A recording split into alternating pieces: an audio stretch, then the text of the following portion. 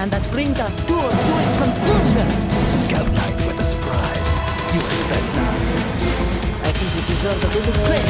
No one's ever dodged that shot of mine. But no one gets lucky twice either. That will be my legacy, my mark in history. But the Patriots will deny us even that. I will triumph over the Patriots and liberate us all, and we will become the Sons of Liberty!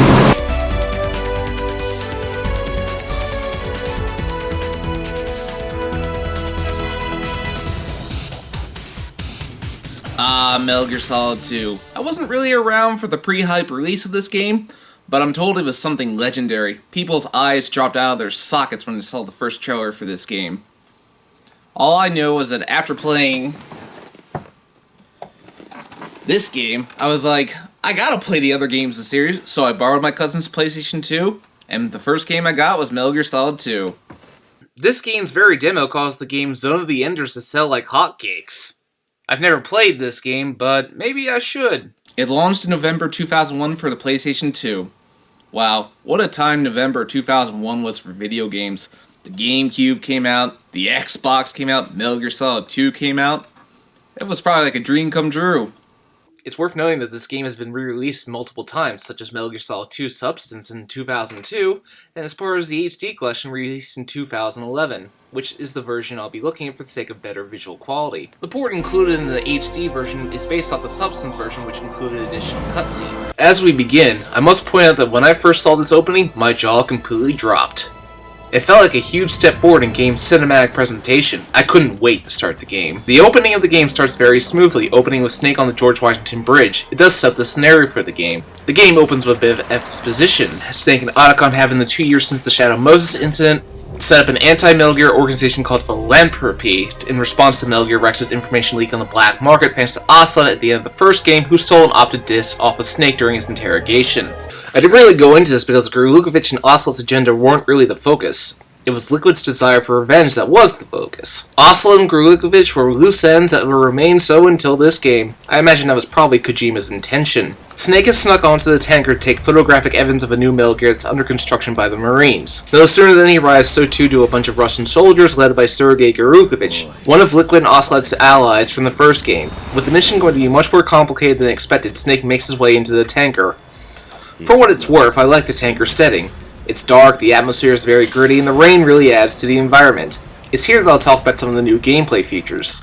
This scene right here is no doubt meant to show off some of the new technology to PlayStation 2. It shows that they can show shadows. You can now hold up guards and target very specific limbs on their bodies, as you can now shoot from first-person view. Also, guards don't disappear when you kill or incapacitate them, since it's now possible to non-lethally KO guards instead of killing them, so you'll ultimately be forced to drag them out of sight or hide them in lockers. Snake can also do a combat roll this time to better avoid enemy pursuit, and can peek around corners using the shoulder buttons of the controller. He can also hang off railings, though in the tanker chapter I find that it doesn't really have much of a use.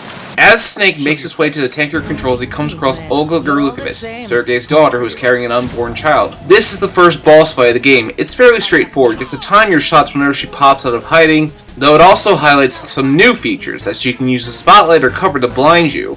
After knocking Olga out, Snake heads deeper into the tanker, and after uploading the pictures of Metal Gear, Ocelot and Grulikovich make their move. Grulikovich wants to use Ray to return Mother Russia to power, but Ocelot doesn't really care. Ray is the key.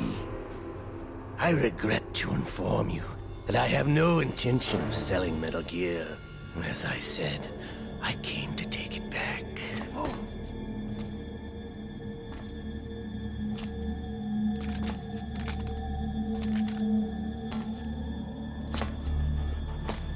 Yes, returned to the Patriots.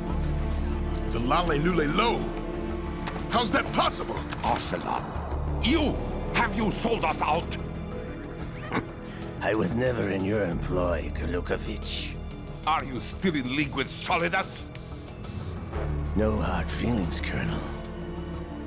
Mother Russia can rot for all I care. He betrays Grulikovich and hijacks Ray. Snake confronts Ocelot, but it's then that Ocelot begins speaking with the voice of Liquid Snake. The game does nothing to explain just how this is possible. The next game, Metal Gear Solid 3, could have offered some kind of explanation, but Metal Gear Solid 4 pretty much retconned that, but I'll go into that when I cover those games. Assault completely decimates the tanker and Snake is left for dead. It creates an ominous feel as players aren't given any indication that Snake survived.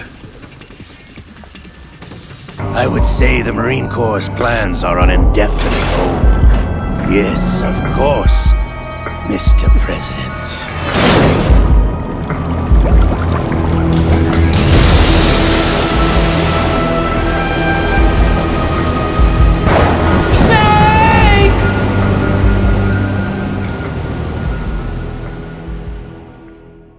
And with that, the tanker chapter ends. With that, the game cuts ahead another 2 years.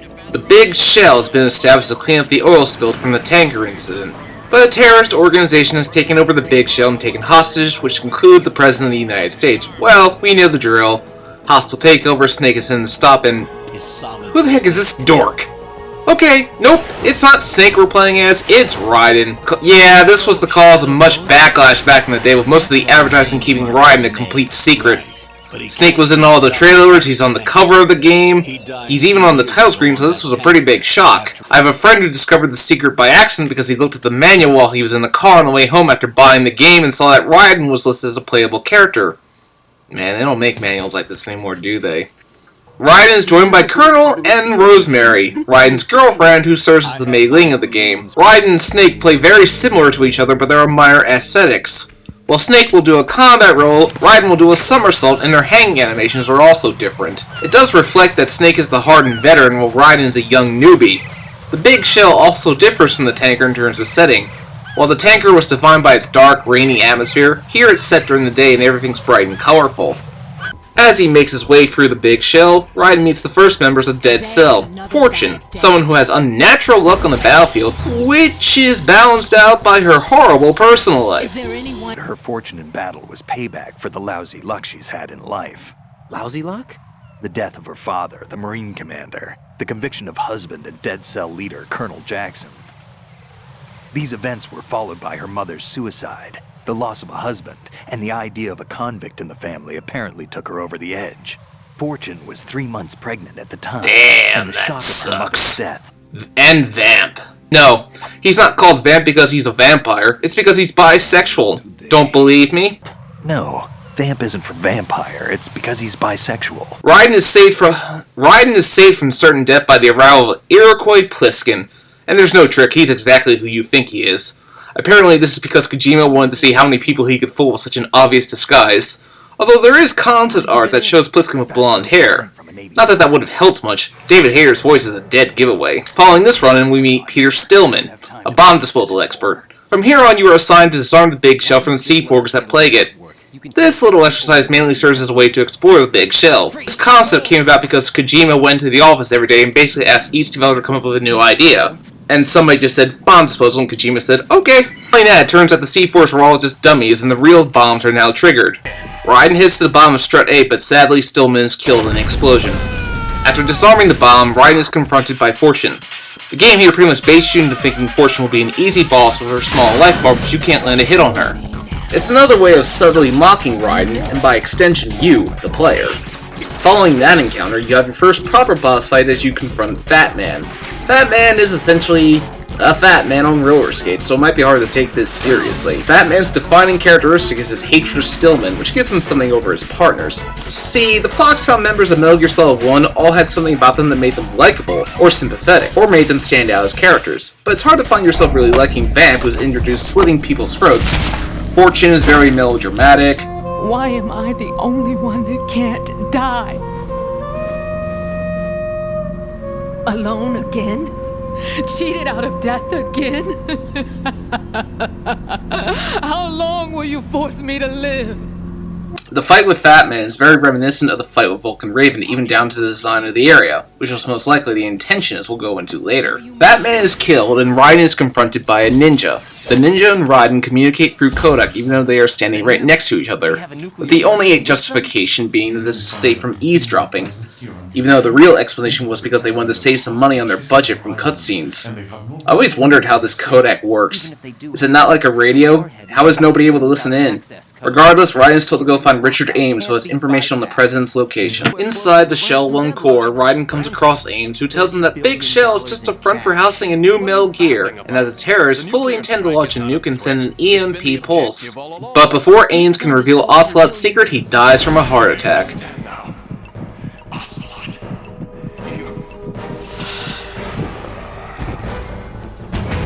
Escapes with the help of the cyborg ninja and makes his way to Shell 2 to rescue the president. But he is confronted by Dead Cell's leader claiming to be Solid Snake. Pliskin takes personal offense to this and finally reveals that he's the one and true Solid Snake. Solid Snake! No! That is not Solid Snake!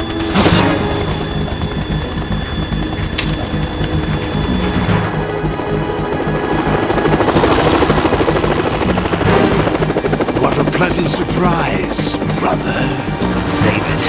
You brother of mine. Don't say you've forgotten me, Snake.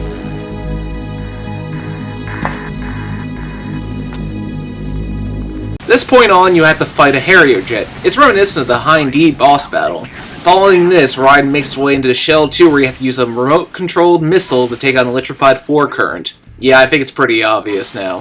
Following a, encounter with the President, he proceeds to drop the big bombshell that turns the story on its head. My vital signs are reconfirmed. They betrayed you? I wouldn't quite put it that way. I wanted power. They sought destruction. But why stoop to terrorism? I wanted absolute power. But you're the president. You have power. No, I'm just a figurehead. What? I don't have any control. The real power is in the Patriots' hands. The Patriots? The truth behind this country. Yeah, the United States is really run by an Illuminati organization known as the Patriots. 12 men whose identities are unknown. After divulging this information, President Johnson is killed by Ocelot, whose last instruction is to tell Raiden to find Emma Emmerich, Otacon's younger stepsister, who can upload a virus into Arsenal Gear and shut it down.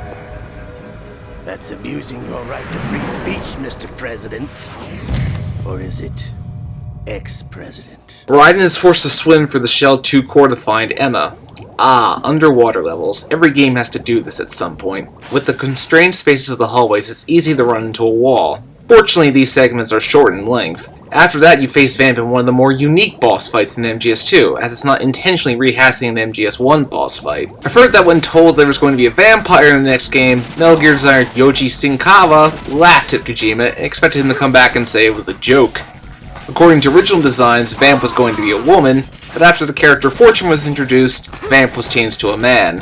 After defeating Vamp, Raiden rescues Emma, and you're subsequently forced into an underwater escort mission. After you get to the hallway point, we see the strained relationship between step-siblings. Why are you repeating the same mistake? I wanted to hurt you. I wanted to see you suffer. It's then that you have to help Emma through the oil ducts around Strut L. During this, the game takes on a sniping mission where you have to escort Emma through the oil ducts. Yeah. Unfortunately, Vamp somehow manages to make it back, and though you fight him off, he manages to fatally wound Emma.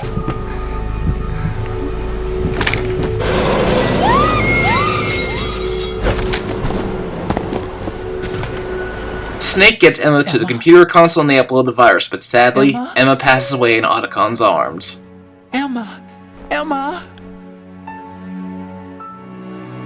Answer me!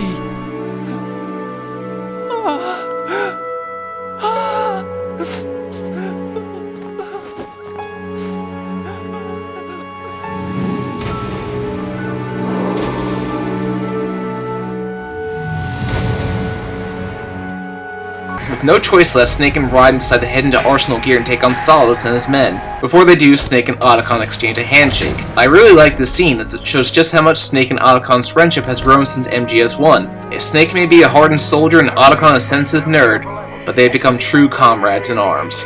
However, it is there that the ninja is revealed to be Olga, who takes Raiden hostage. Raiden is stripped naked and strapped to the table just like how Snake was in Metal Gear Solid 1.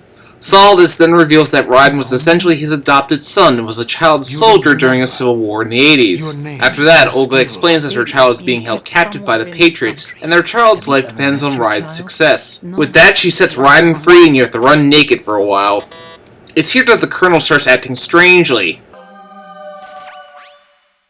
Infiltrate the enemy fortress. Outer heaven. Destroy the final weapon, Metal Gear. This is where the game is completely flipped on its head. The Colonel is revealed to be an AI, Rose is revealed to have been a Patriot spy, but Snake appears to tell Raiden they should find something for himself to believe in, and that he should pass that on to the future. Raiden is also given a sword by Snake, which helps give Raiden a somewhat different sense of identity compared to Snake. Following this, Snake and Raiden must make their way past Arsenal Tangoose to face off against Metal Gear Ray. Fortune makes her return and attacks Snake, and Raiden makes his way alone to face off against Solidus. Solidus then reveals the S3 plan, which stands for Solid Snake Simulation, a plan by the Patriots to make a warrior on par with Solid Snake. This is ultimately the point. Who is the one being manipulated into being Solid Snake? Is it Raiden, or is it you, the player? Raiden must then face off against 3 Metal Gear Rays at a time. While I understand this was most likely done for serial escalation, previous times every time you fought a Metal Gear, it was treated as a huge deal. This is just cheapening the concept of Metal Gear. Raiden is unable to destroy them all.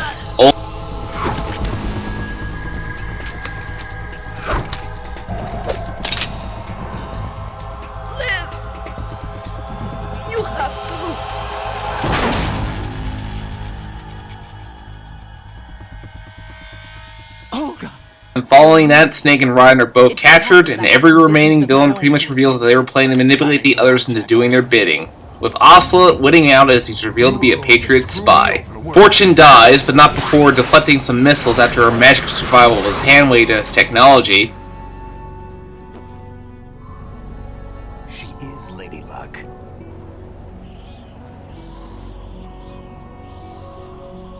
My name is Helena Dolph Jackson, the daughter of a proud and noble soldier.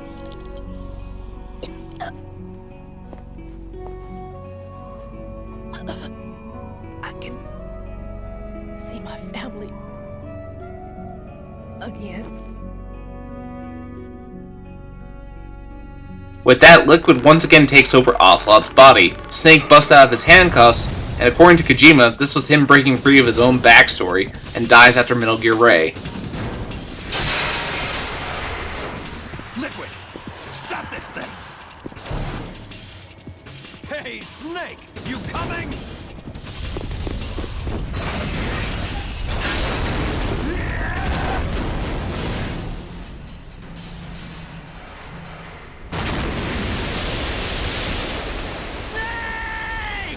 After some scenes that were cut due to 9/11 happening, Raiden and Solidus end up on top of Federal Hall.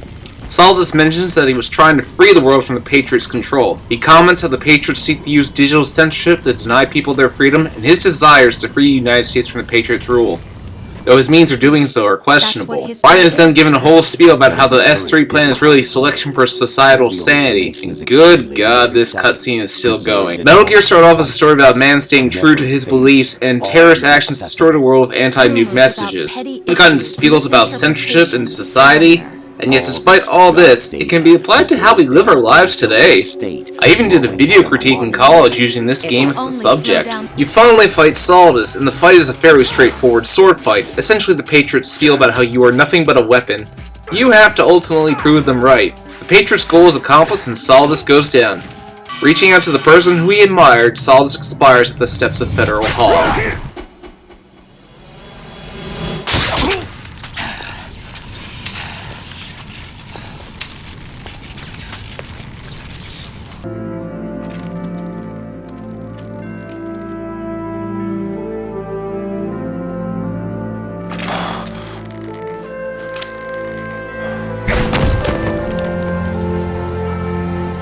As Raiden ponders who he is, Snake appears to tell Raiden that he is his own man, and effectively breaking the bond between the player avatar of Raiden and the character Raiden. The dog tag he's wearing contained the personal information you inputted at the beginning of the game, and Raiden tosses it away. No, never heard the name before. I'll pick my own name, and my own life. I'll find something worth passing on. With that, Snake is gone, and Raiden approaches Rose and essentially tells the player to go away. I think I found something to pass along to the future. What? He said all living things want their genes to live on. Are you talking about the baby? Yeah. But genes aren't the only thing you pass on. There are too many things that aren't written into our DNA. It's up to us to teach that to our children. What kind of things? About the environment, our ideas, our culture, poetry, compassion, sorrow, joy. We'll tell them everything together. Is that a proposal? This is for your ears only. After the credits, there is one final conversation. Apparently, the Patriots have all been dead for 100 years. What the hell? That ends Metal Gear Solid 2. The game is very heavy-handed, and much of what it talks about tends to go over your head the first time through. And it takes several playthroughs to really get a grasp of what Kojima was going for. Kojima intended for MGS2 to be the final game of the series, and much of the loose ends were intended to stay as that. Loose ends. But let's talk about the characters of this game. Snake. Solid Snake in this game has evolved into a mentor for Raiden, and this is the reason why he's not playable for most of the game, as the purpose was to develop him from a third-person view. Though he admits his actions are a little extreme, he no doubt feels responsible for Metal Gear's tech leaking on the black market.